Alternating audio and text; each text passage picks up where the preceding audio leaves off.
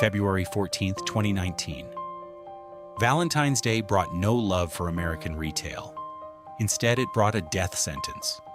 Across the country, over 2,100 stores received identical, devastating orders.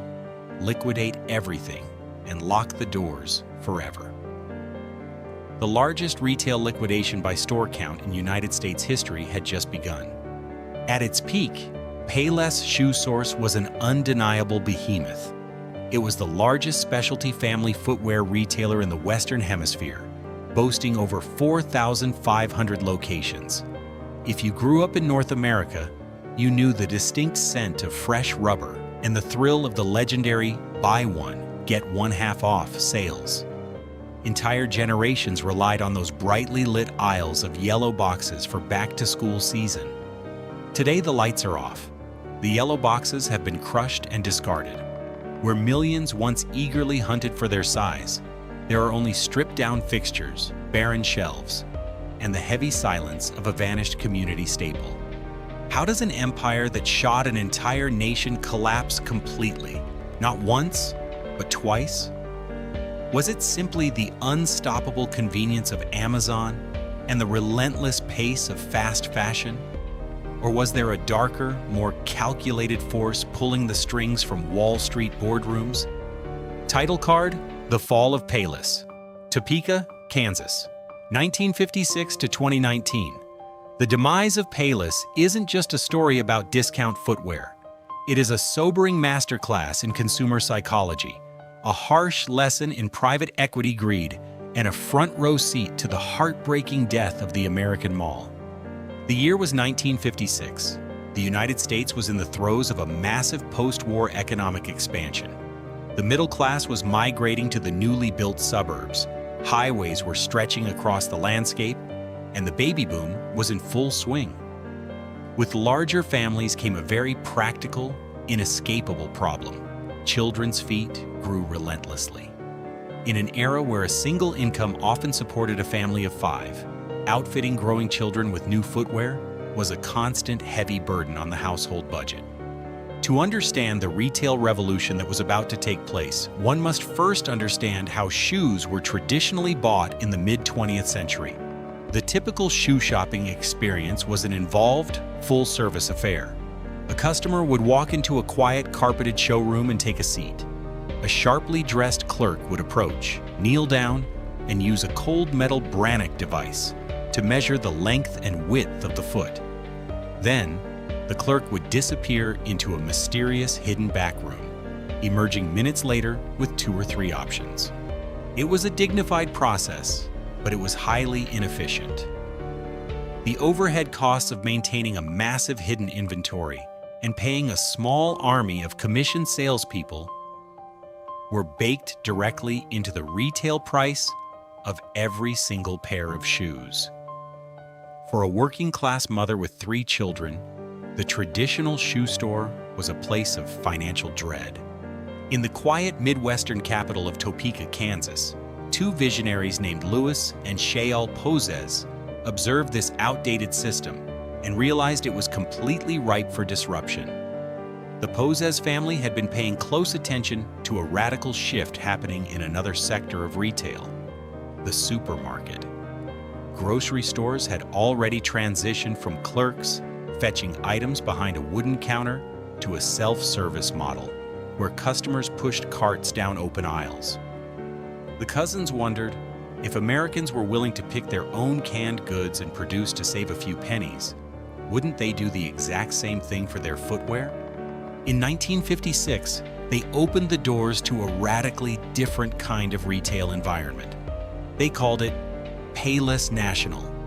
The concept was shockingly simple, yet completely subversive to the footwear industry. Instead of hiding the inventory in a back room, Payless brought every single box out onto the brightly lit sales floor. The shoes were displayed on long, utilitarian racks, organized clearly by gender, style, and size. There were no hovering clerks waiting to measure feet, no velvet stools, and no hidden stock rooms. The customer was entirely in charge. You walked in, found your section, pulled out a box, and tried the shoe on yourself. At first, the established retail industry scoffed. Traditional merchants believed the model was doomed to fail. They argued that purchasing shoes was an intimate, service-oriented transaction. They were convinced that women, accustomed to the pampering and expertise of professional shoe fitters, would never stoop to digging through cardboard boxes on a crowded sales floor. But the industry elites severely underestimated the practical realities of the American working class. The Payless cousins understood a fundamental truth of consumer psychology. When faced with the choice between premium service and absolute affordability, the masses would overwhelmingly choose affordability. By eliminating the army of salespeople and the expensive backroom real estate, Payless dramatically slashed its operational overhead. Those savings were immediately passed down to the consumer. The prices were so astonishingly low that the lack of personalized service became entirely irrelevant. A mother could walk into Payless National and buy new shoes for all 3 of her children for the same price she would have spent on a single pair at a traditional department store. The response was explosive. Working-class families flocked to the Topeka store, completely validating the self-service experiment. Customers didn't mind the bare-bones aesthetic or the do-it-yourself nature of the transaction. In fact, many preferred the lack of pressure from commissioned salesmen. They could browse at their own pace, try on as many pairs as they wanted, and leave without feeling obligated to make a purchase. This singular innovation, the self-service shoe floor, became the bedrock of the entire enterprise. It established the absolute core of the Payless DNA, a ruthless commitment to cost-cutting, volume sales, and unapologetic accessibility. The Payless cousins had not just opened a store, they had democratized footwear. They proved that shoes did not have to be a luxury item or a dreaded expense. As the 1950s drew to a close, Payless National was no longer just a local Kansas experiment. It was a proven, highly scalable machine, primed to replicate its bare-bones magic across a rapidly expanding nation. The foundation of a discount giant had been laid, but its true cultural dominance was only just beginning. For an entire generation of American consumers, the physical memory of a 1990s retail landscape is intrinsically tied to a specific color palette and a very distinct olfactory experience. Stepping through the glass doors of a Payless ShoeSource meant immediately encountering a wall of bright, fluorescent lighting reflecting off linoleum floors. It meant navigating aisles created not by permanent shelving, but by towering, meticulously stacked monoliths of cardboard. Most unforgettably, it meant the heavy, unmistakable scent of fresh rubber, synthetic leather, and industrial adhesive. The smell of brand new shoes, fresh from overseas factories. Throughout the 1980s and into the 1990s, the company, which officially changed its name to Payless ShoeSource in 1991, to emphasize its massive inventory, executed an aggressive, unprecedented expansion strategy. They did not merely build stores, they saturated the landscape. The brand's real estate team recognized that their target demographic, middle and lower-income families, prioritized absolute convenience. Consequently, Payless locations began appearing everywhere.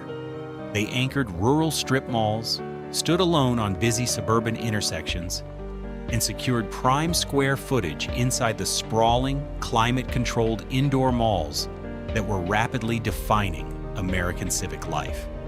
However, physical accessibility was only one half of the equation. To truly dominate the footwear market, Payless needed a marketing hook that would compel customers to return repeatedly, even when they did not strictly need new shoes. They found their golden ticket in a simple 4-letter acronym, BOGO. A buy one, get one half off was not a concept invented by Payless, but they weaponized the pricing strategy with a level of aggression and consistency that no other retailer could match. The psychology behind the BOGO sale was a masterclass in consumer manipulation. Footwear is traditionally a targeted purchase. A shopper enters a store needing a specific item, such as a pair of running shoes or winter boots, and leaves once the need is fulfilled. The BOGO strategy entirely disrupted this linear purchasing behavior. When the bright red BOGO signs were plastered across the store windows, a single purchase suddenly felt like a missed financial opportunity. If a mother was buying a $20 pair of sneakers for her son, leaving the store without securing a $10 pair of dress shoes for her daughter felt like leaving money on the counter. The perceived value was irresistible. Customers who intended to buy one pair inevitably walked out with 2, 3, or 4 boxes tucked under their arms. Payless had successfully transformed the utilitarian chore of shoe shopping into a high-volume treasure hunt. This strategy reached a fever pitch every August during the back-to-school season.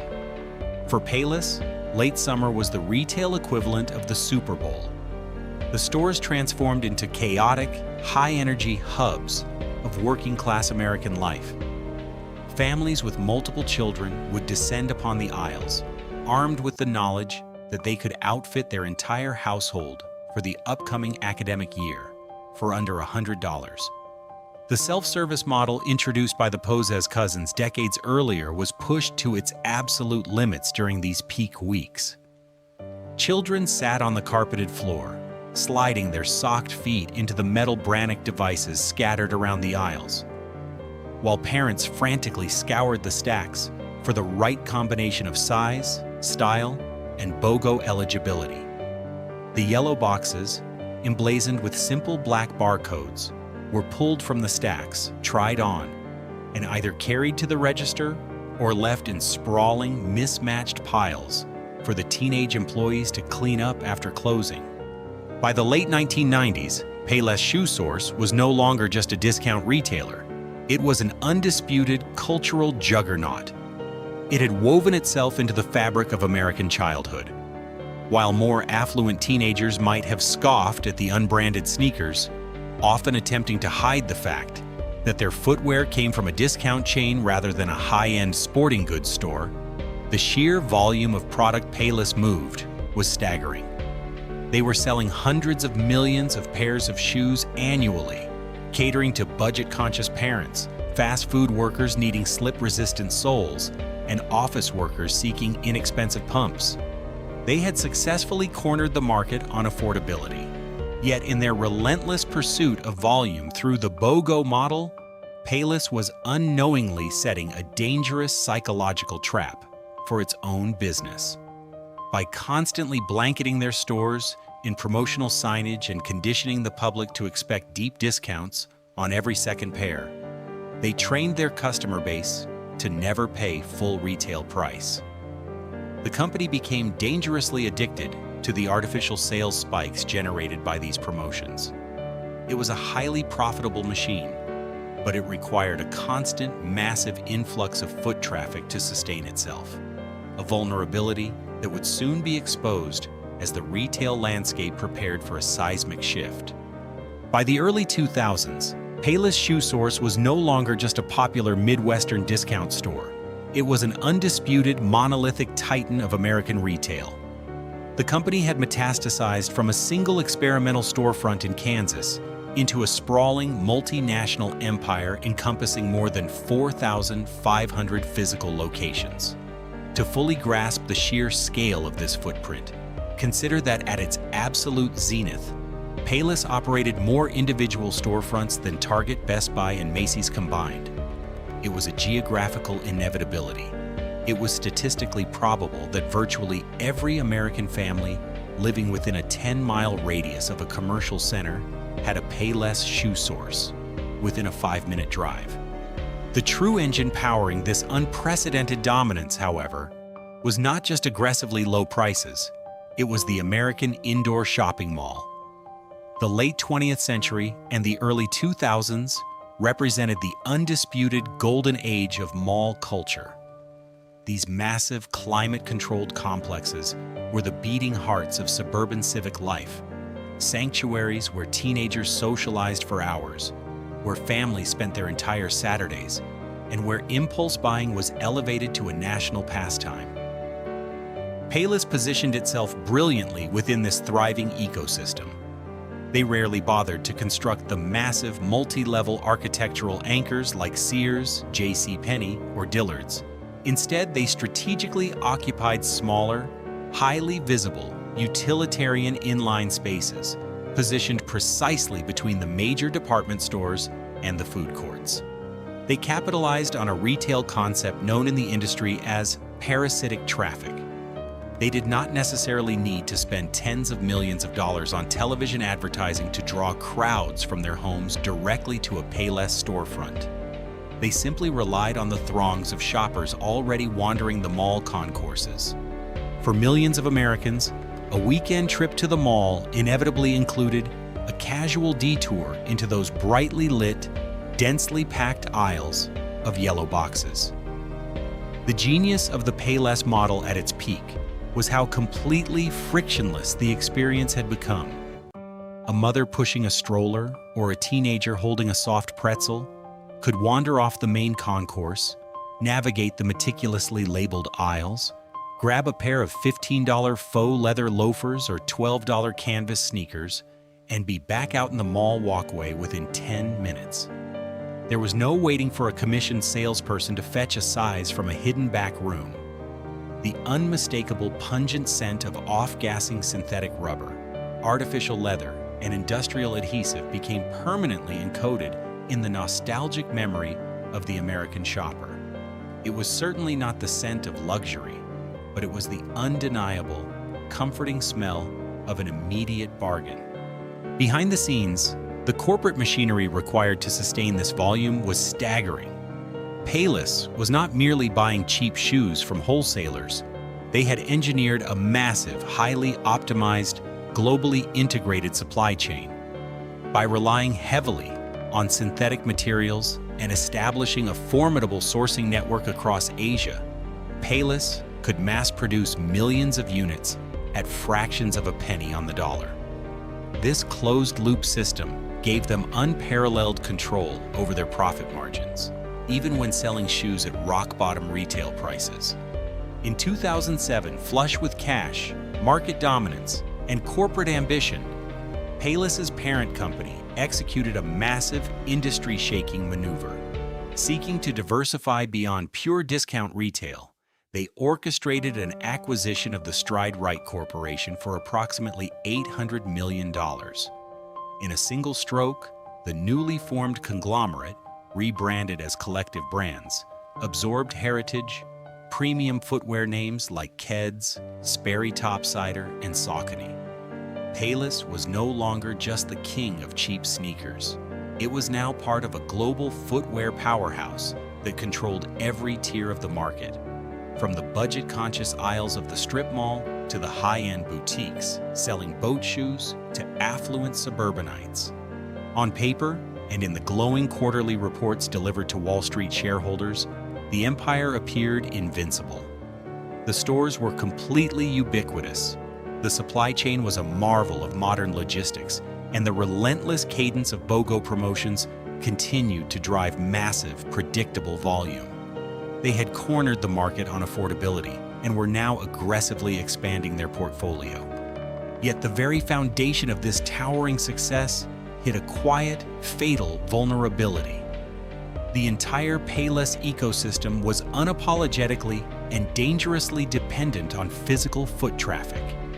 Their business model, the massive physical inventory, the reliance on impulse buys, the parasitic mall positioning, was entirely predicated on the assumption that the American consumer would continue to drive to physical shopping centers, park their cars, and wander past physical storefronts forever.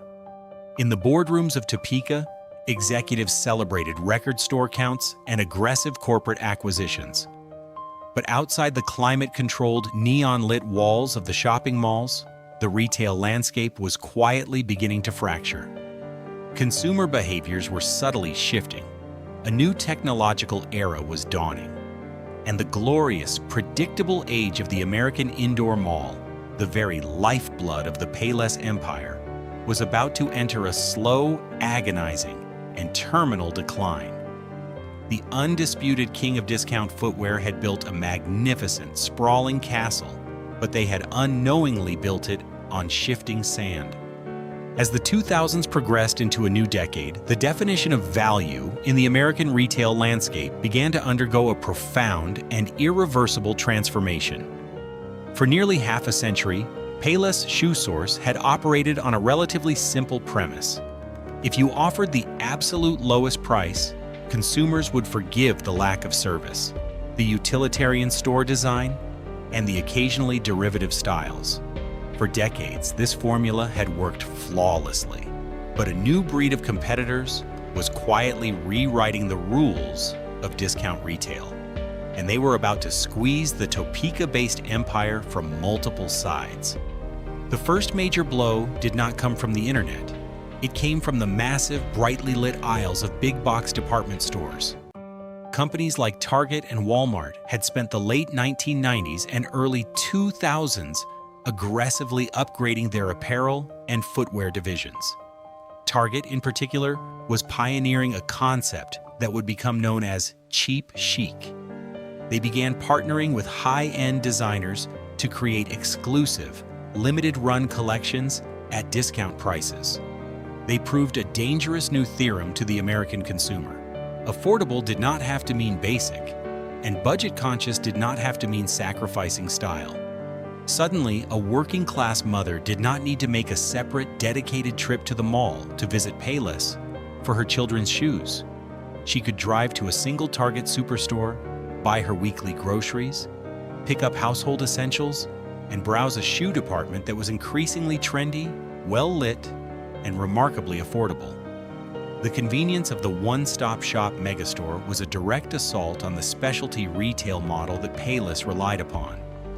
Why navigate a crowded mall parking lot and walk half a mile past a food court just to buy sneakers when you could toss them into your shopping cart alongside your milk and detergent? Furthermore, the rise of fast fashion giants like H&M, Forever 21, and Zara began to infiltrate the very malls that Payless called home. These retailers operated on a hyper-accelerated supply chain, capable of taking a design from a Paris runway and putting a cheap, mass-produced version of it on their store shelves in a matter of weeks. They, too, sold inexpensive footwear to complete their trendy outfits. By comparison, Payless's inventory, heavy on sensible work pumps, basic canvas sneakers, and generic faux leather boots, started to feel overwhelmingly stagnant and painfully uncool to younger demographics. The physical experience of visiting a Payless store was also beginning to show its age. The self-service model that had felt so liberating and efficient in the 1960s and 70s now often felt like a chore. As consumer expectations for retail environments rose, the Payless aesthetic, cramped aisles, fluorescent lighting, and towering stacks of yellow cardboard boxes felt increasingly clinical and chaotic.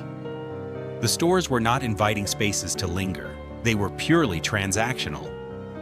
In an era where modern retailers were focusing heavily on customer experience and visual merchandising, walking into a Payless began to feel like stepping back in time.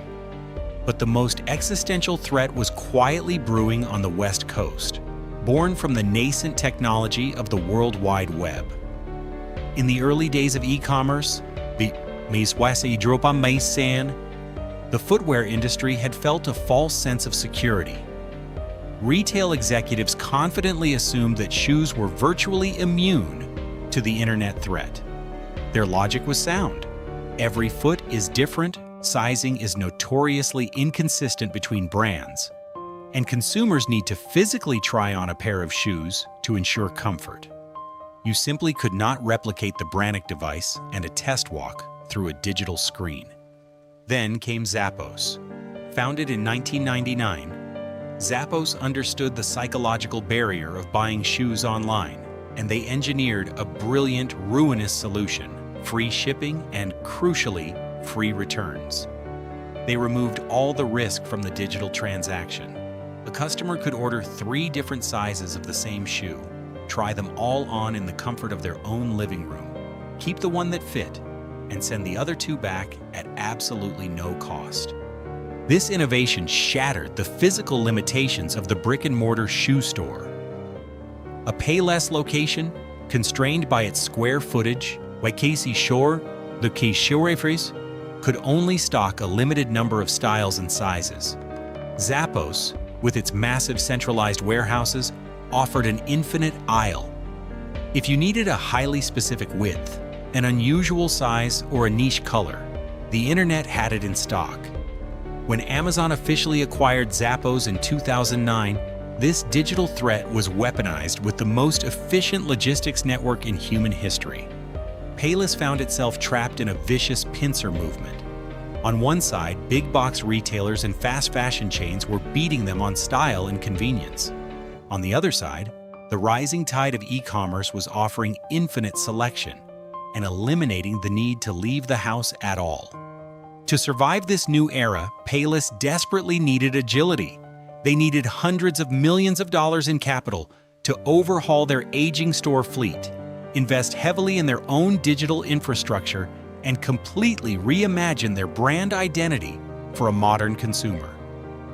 But just as the company needed to be the most flexible and innovative in its history, a shadow fell over its corporate boardroom. The wolves of Wall Street had smelled blood in the water, and they were preparing a financial maneuver that would strip the footwear giant of its cash, tie an anchor around its neck, and push it directly into the abyss. By 2012, the executive leadership at Collective Brands, the parent company of Payless ShoeSource, was facing a highly complex and deeply troubling reality. While their thousands of brightly lit stores were still moving millions of pairs of shoes, the underlying financial metrics were flashing warning signs. Mall traffic was visibly thinning. Aggressive competitors like Target were stealing market share, and the e-commerce revolution was demanding massive capital investments that Payless was entirely unprepared to make. The company's stock price was languishing, reflecting Wall Street's growing skepticism about the long-term viability of the physical discount retail model. In the ruthless ecosystem of modern American capitalism, a publicly traded company with a depressed stock price and a massive, stable cash flow from thousands of retail locations is highly vulnerable. It becomes the perfect target for a specific breed of financial predator, the private equity firm. Enter Golden Gate Capital and Blum Capital. These massive investment firms looked at the struggling Payless empire and did not see a beloved footwear brand that desperately needed modernization. They saw an aging, cash-generating machine that could be optimized, leveraged, and ultimately milked for staggering short-term profits. In 2012, they orchestrated a massive corporate takeover. Partnering with Wolverine Worldwide, they executed a complex transaction to acquire Collective Brands for approximately $2 billion. As part of this colossal deal, the business was brutally cleaved in half. Wolverine Worldwide, a company primarily interested in high-margin wholesale, absorbed the lucrative premium brands that Collective had acquired years earlier: Sperry Topsider, Saucony, and Keds. Meanwhile, Golden Gate Capital and Bloom Capital took sole possession of the vast, sprawling network of Payless ShoeSource stores. To the average consumer wandering the aisles of a suburban mall, nothing appeared to change. The yellow boxes were still stacked high, the BOGO signs were still taped to the front windows, and the teenage employees were still sweeping the linoleum floors. But behind the scenes, in the corporate ledgers, a catastrophic financial bomb had just been planted. The private equity firms did not use their own cash to purchase Payless outright. Instead, they utilized a controversial, high-risk financial maneuver known as a leveraged buyout, or LBO. In simplest terms, they used the assets of Payless itself as collateral to borrow hundreds of millions of dollars from major banks to fund the acquisition. They then took that massive debt, nearly $700 million of it, and legally placed it squarely on the balance sheet of Payless ShoeSource. Almost overnight, Payless transformed from a company trying to navigate a tricky retail transition into a company suffocating under an unbearable mountain of high-interest debt. The structural integrity of the entire organization had been completely hollowed out. The immediate consequences of the leveraged buyout were devastating.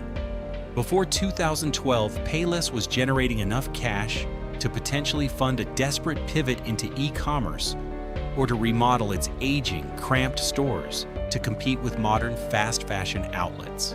Now, virtually every spare dollar generated by selling a $20 pair of children's sneakers had to be diverted straight to Wall Street to service the crushing interest payments on the LBO debt. The private equity owners had effectively placed a massive, invisible toll booth inside every single Payless store. The debt load from the leverage buyout was not just a line item in a quarterly financial report. It was a physical weight that pressed down on every single aspect of Payless's daily operations. With hundreds of millions of dollars in interest payments due every year, the company's ability to function as a retailer was fundamentally altered. Decisions that should have been based on long-term growth and customer satisfaction were now being dictated by the immediate, desperate need to generate enough cash to satisfy the creditors. For the store-level employees, this translated into a noticeable decline in the Payless experience. Maintenance budgets were slashed to the bone. The fluorescent lights that flickered out were often left unreplaced for weeks. The worn-out linoleum floors, which had seen millions of footsteps, were no longer polished or repaired. The iconic, brightly lit aisles, once the hallmark of a clean, efficient discount environment, began to feel dingy and neglected. The company had no capital left to invest in store aesthetics, and it showed. Even more critically, the LBO structure starved the brand of the very thing it needed to survive in the digital age: a genuine, massive pivot to e-commerce. While Amazon and Zappos were pouring billions of dollars into high-speed logistics, predictive algorithms, and mobile-first shopping experiences, Payless was effectively handcuffed. The cash that could have built a world-class digital platform was instead flowing straight into the bank accounts of the private equity firms that had bought them. The strategy of the owners appeared to be sweating the assets.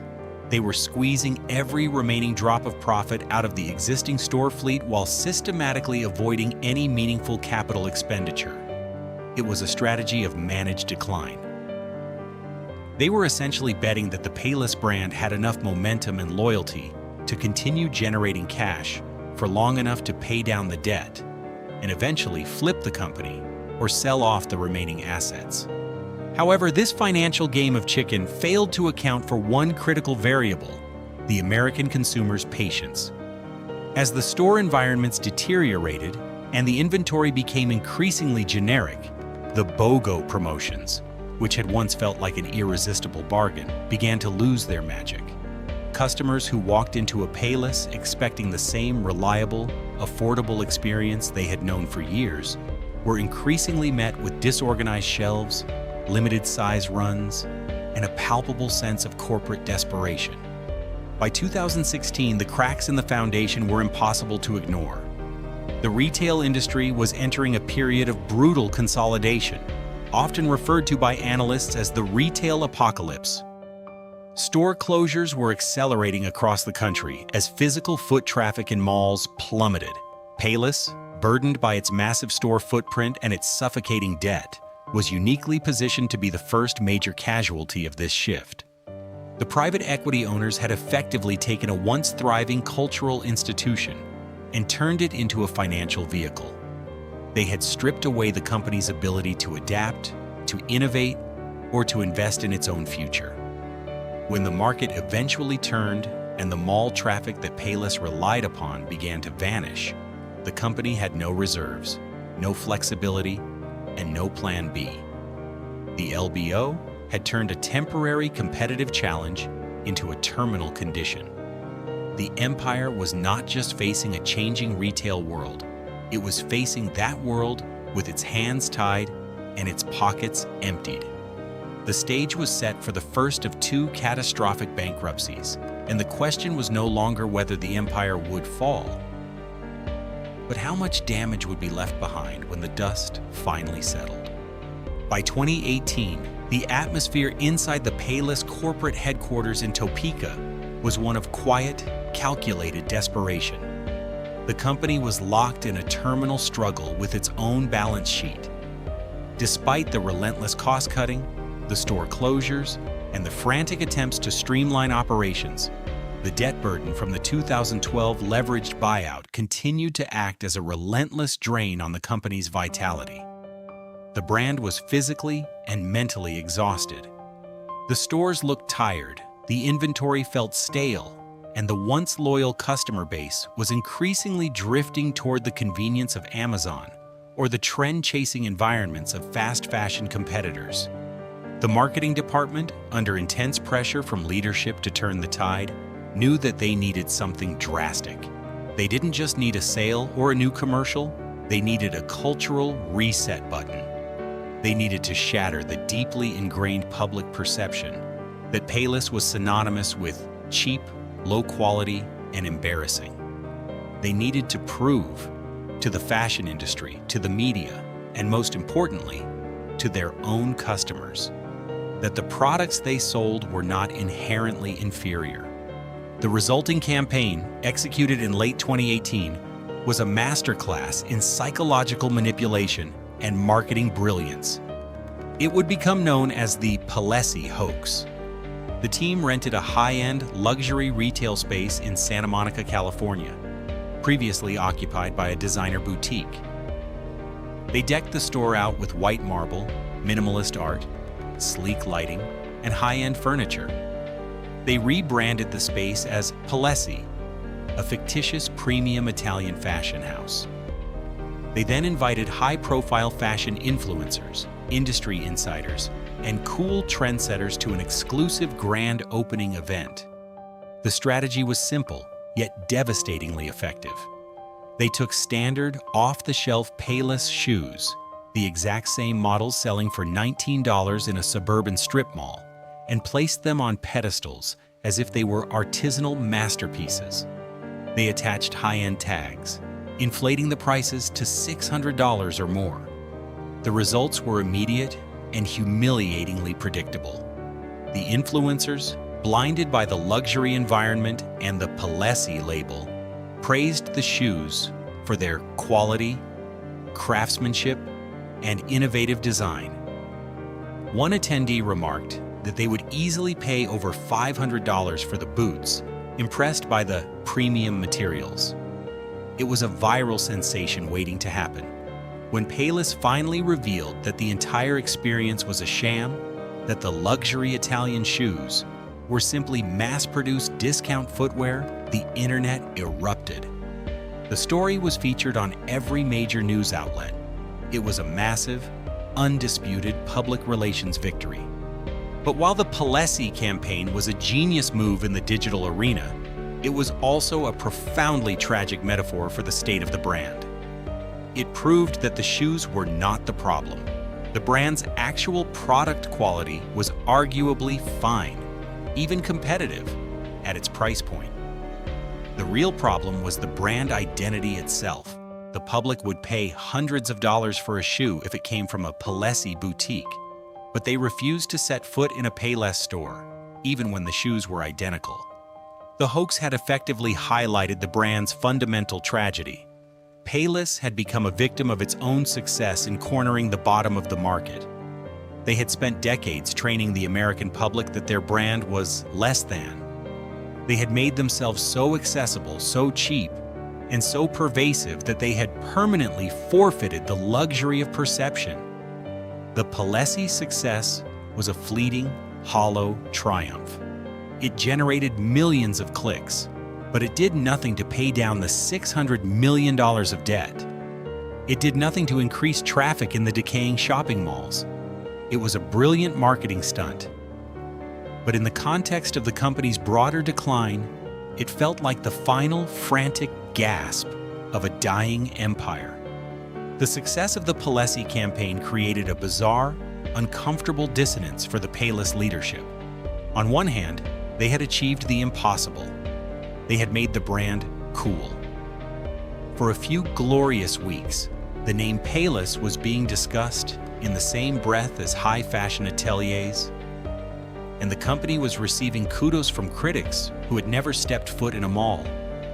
But on the other hand, the stark reality of the business remained unchanged.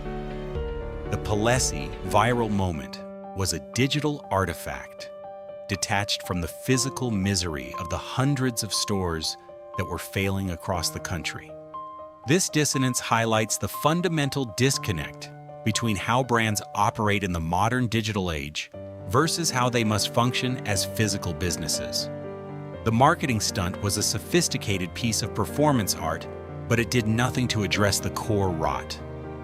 The systemic issues, the suffocating debt from the leverage buyout, the deteriorating infrastructure, the loss of mall dominance, were not marketing problems.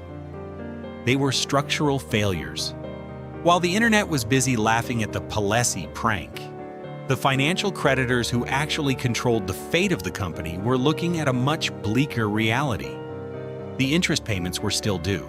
The lease obligations for thousands of underperforming mall locations were still coming out of the bank account every month. The Payless stunt might have temporarily boosted morale at the Topeka headquarters, but it did not provide the massive capital injection required to save the physical store fleet. The hoax had, however, inadvertently revealed a dark, underlying truth about the company's trajectory. It proved that the brand had become so degraded in the public eye that the only way to get people to appreciate the product was to lie about its origin. This was the ultimate admission of defeat. A healthy, sustainable brand should be able to stand on its own reputation, not hide behind a facade of deception. By resorting to a hoax to gain validation, Payless was effectively signaling that it had lost faith in its own name. As 2018 rolled into the final months, the Payless high began to wear off, replaced by the grim reality of the company's financial obligations. The creditors were no longer interested in viral marketing campaigns or branding exercises. They were looking for an exit strategy. The company had attempted one last desperate pivot, trying to leverage its newfound digital attention into a broader e-commerce strategy. But it was far too little, and it was certainly far too late. The Payless hoax stands as the final shimmering echo of a once great retail empire. It was a moment of supreme technical competence in an era where the company had lost all operational control. It remains in retail history as a fascinating case study in consumer psychology, a moment where a company proved that value is entirely subjective. But for the thousands of employees who were about to see their stores shuttered, it was a bitter reminder of the company's misplaced priorities. While the executives were crafting elaborate illusions in Santa Monica, the physical foundation of the business was already in free fall. The empire was not just dying. It was becoming a caricature of itself, performing tricks while the walls of the castle were already buckling under the weight of an unpayable debt. The silence that followed the hoax was not one of triumph. It was the quiet anticipation of the inevitable end. By early 2017, the rot that had been festering beneath the surface of Payless ShoeSource for half a decade could no longer be contained. The Payless hoax was still a year away, but the physical reality on the ground was far less glamorous than a marketing stunt. Across the United States, the retail apocalypse was in full swing, and Payless was standing directly in the path of the storm. The company had been operating on a razor-thin margin, with every spare dollar of revenue being funneled toward the interest payments on the massive debt load imposed by the 2012 leveraged buyout. There was no room for error, yet the retail environment was changing at a pace that demanded constant, expensive, and radical adjustments. When foot traffic in shopping malls began its terminal decline, the impact on Payless was immediate and brutal. Without the constant stream of impulse-buying shoppers wandering through the mall concourses, the stores could not sustain their operational costs.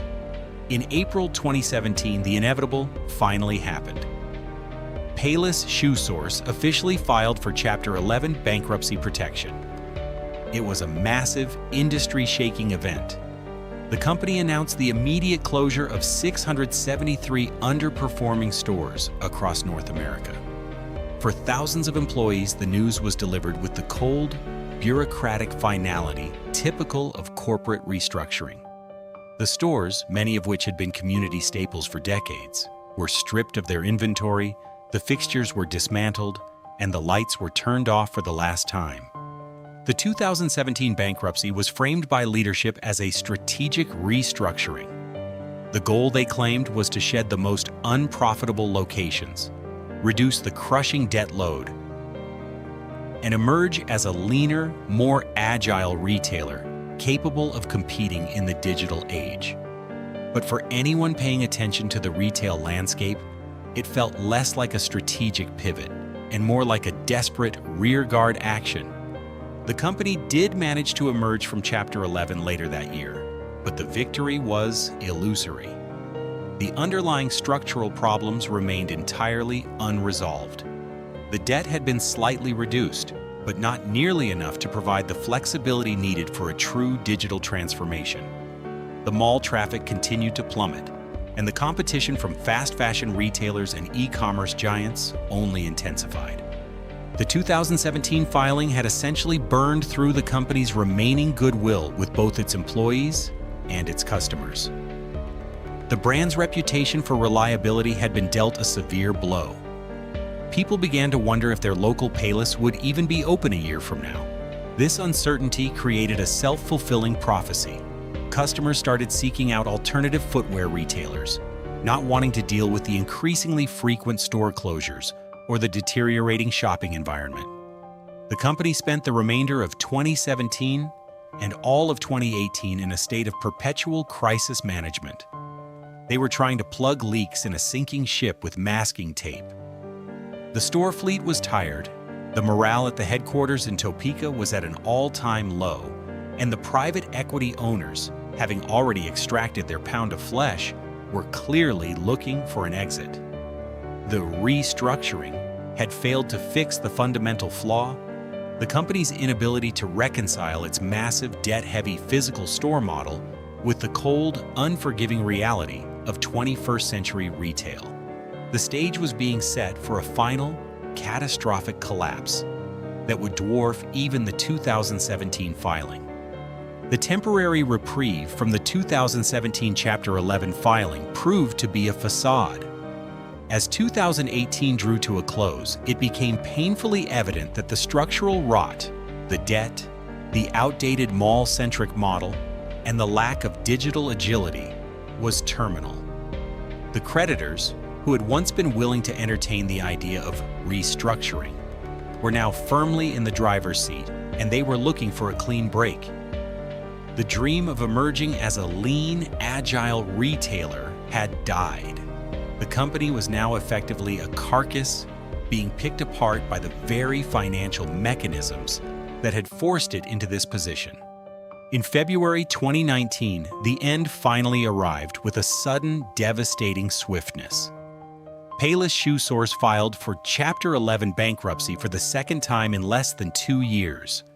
But this time, there was no talk of restructuring, no promises of a leaner fleet, and no hope for survival. The board of directors announced that the company would proceed directly to a total, systematic liquidation of its remaining 2,100 North American locations. It was a staggering announcement. In one fell swoop, the largest specialty footwear retailer in the Western Hemisphere was effectively declaring its own extinction. The emotional toll of this second terminal bankruptcy was felt acutely across the country. In 2017, the closure of 673 stores had been framed as a sad necessity, a pruning of dead branches to save the tree. But the 2019 liquidation announcement felt like the final felling of the entire forest. For the tens of thousands of employees, many of whom had spent years working for the company, dealing with the daily chaos of the yellow boxes and the BOGO sales, the news was not a surprise. But it was still a profound personal blow. They had watched the brand slide into neglect for years, and now they were being asked to preside over its funeral. The atmosphere inside the stores during the final weeks of the liquidation was surreal. The bright, sterile lighting of the Payless showrooms now illuminated a scene of industrial abandonment. Customers who had been loyal to the brand for generations trickled in, often motivated more by the morbid curiosity of a going-out-of-business sale than a genuine need for shoes. They walked through the aisles, picking over the remnants of an empire that had once defined their Saturday mall trips. The liquidation sales were efficient and merciless. Every single asset was stripped from the buildings. Fixtures were pulled from the walls. Point-of-sale systems were crated up, and the iconic yellow boxes were flattened and hauled away by the ton. The parasitic traffic that Payless had relied on for decades now reversed. Shoppers would wander in during the liquidation, find the shelves half empty, and leave with nothing. Their absence a final testament to the brand's total loss of relevance. This was not just a business closing, it was the disappearance of a cultural landmark. In thousands of communities, the Payless sign had been a constant for 40 or 50 years. Its removal from the storefronts across the country left a tangible void in the physical landscape of American retail. When the final doors were locked in the late spring of 2019, it marked the end of an era. The company's American footprint, once a symbol of the democratization of fashion, was gone, leaving behind thousands of empty storefronts and a hollowed-out retail sector. The double bankruptcy was not just a financial outcome. It was the final, inevitable collapse of a business model that had failed to evolve, leaving the employees, the customers, and the communities to face a future where the trusted yellow-boxed bargain was no longer a part of the American experience. By the spring of 2019, the Payless ShoeSource store fleet had ceased to be a functioning retail business and had transformed into something else entirely, a massive nationwide warehouse liquidation project. The announcement in February had triggered a psychological switch for both the employees and the customers. For the staff, the daily rhythm of managing inventory and greeting customers was replaced by the grim, repetitive labor of preparing for the end. For the customers, the stores were no longer destinations for shopping, but treasure hunts for deep discounted assets. The logistical reality of liquidating over 2,100 stores simultaneously was unprecedented in American retail history. Across the country, specialized liquidation firms descended on the stores to oversee the process. Their objective was cold and purely mathematical: extract every possible cent of value from the remaining inventory, fixtures, and leasehold improvements before the final lights were extinguished. The human element, the history of the brand, the years of service by the employees, the community role, was entirely extraneous to the liquidation mandate. In these final months, the stores became physical embodiments of an abandoned aesthetic. Even while they were still technically open for business, the meticulously curated, clean displays that had once defined the brand were replaced by a chaotic, stripped-down landscape. As the shelves emptied, the stores were consolidated. Inventory was shifted from closing locations to hub stores that were kept open for an additional few weeks to maximize clearing rates. The visual effect was jarring. Once bustling retail spaces became vast, echo-filled caverns of bare metal racks and scattered signage. For the employees who remained until the very end, this was a profoundly surreal and emotionally taxing experience. These individuals, many of whom had given years of their lives to the company, were now tasked with presiding over the destruction of their own workplaces. They spent their final shifts dismantling the very structures they had helped maintain. They ripped Payless branding off the walls, packed away cash registers, and in a final symbolic act, crushed thousands of the company's iconic yellow boxes. For many, the physical labor was a way to process the grief of the loss. The constant movement left little time to dwell on the fact that the company, which had been a constant in their daily lives, was dissolving before their eyes. The liquidation was not quiet. In many parts of the country, the final weeks were marked by a frantic, often unseemly rush of bargain hunters. As the discounts progressed from 30% to 50% and eventually to 90%, the store environments became increasingly desperate. Shoppers combed through the remaining piles of shoes with the fervor of people scavenging for remnants of a shipwreck. It was a stark contrast to the family-oriented shopping trips of the previous decades. The communal aspect of the store had evaporated, replaced by a transactional scramble to grab whatever was left. Throughout this period, the corporate headquarters in Topeka functioned as a ghost ship. The executive teams were already long gone or had moved on to other roles, leaving the field operations to manage the logistical nightmare of the shutdown. The disconnection between the corporate reality, which had been severed by the private equity buyout years earlier, and the visceral experience of the store-level employees was never more apparent. The employees were the ones who had to answer the questions of confused, disappointed customers. They were the ones who had to lock the doors for the final time and face the reality of unemployment. The liquidation was a cold, calculated financial extraction, but on the floor of the stores, it was a slow, deliberate goodbye to an era of American retail that had finally, exhaustively, run out of time. As the liquidation stretched into the final days of May 2019, the atmosphere within the remaining Payless locations shifted from one of frantic commerce to a haunting, quiet realization of permanence. The shelves, which for decades had been synonymous with the BOGO promise of abundance, were now skeletal. The familiar yellow boxes were gone, replaced by the hollow sight of empty metal shelving and the occasional, lonely shoe left behind in the chaotic sorting process. For the employees who had stayed until the very end, these last hours were characterized by a strange, somber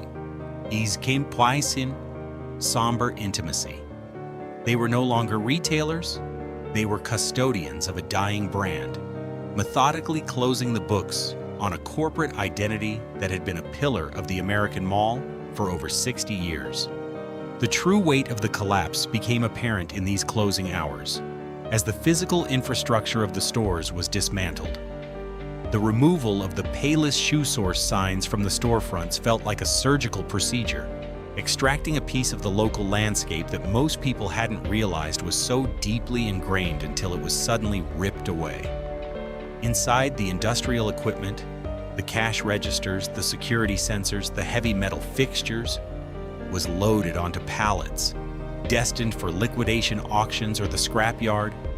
The space, once vibrant with the sounds of children trying on school shoes and parents calculating the savings of a BOGO deal, was reduced to a vacant, echo-filled box. In the final terminal hours, there were no more shoppers.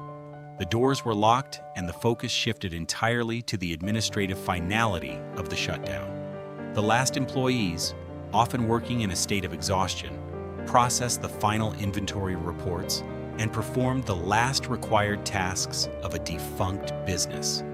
It was a moment of profound, quiet, human impact. Thousands of individuals across the country were simultaneously performing the same ritual, the turning of a key in a lock that would never be turned again. This finality was absolute.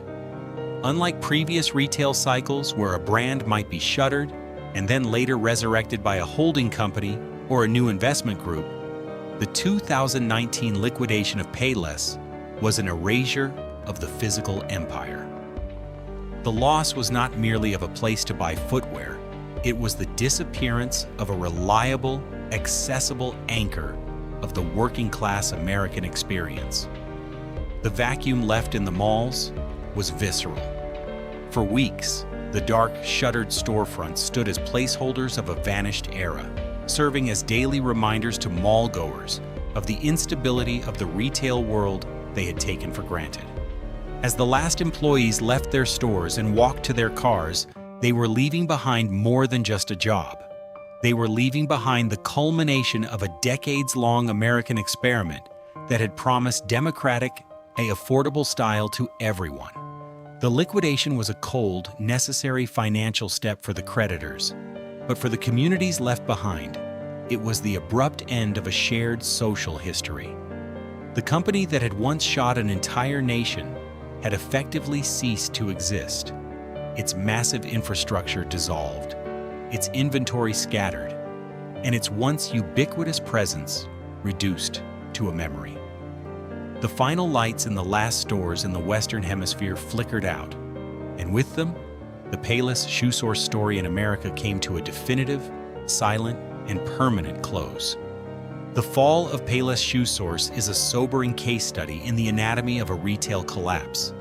It is a mistake to view its demise as a simple casualty of Amazon or a predictable shift in consumer preference. Instead, it was the final result of a fundamental misalignment between a physical, debt-burdened business model and the unforgiving reality of 21st century commerce. Payless became a cautionary tale of what happens when short-term financial engineering, like the 2012 leverage buyout, collides with the long-term need for brand evolution. When the last lights went out in those thousands of suburban storefronts, the impact was felt far beyond the balance sheets of private equity creditors.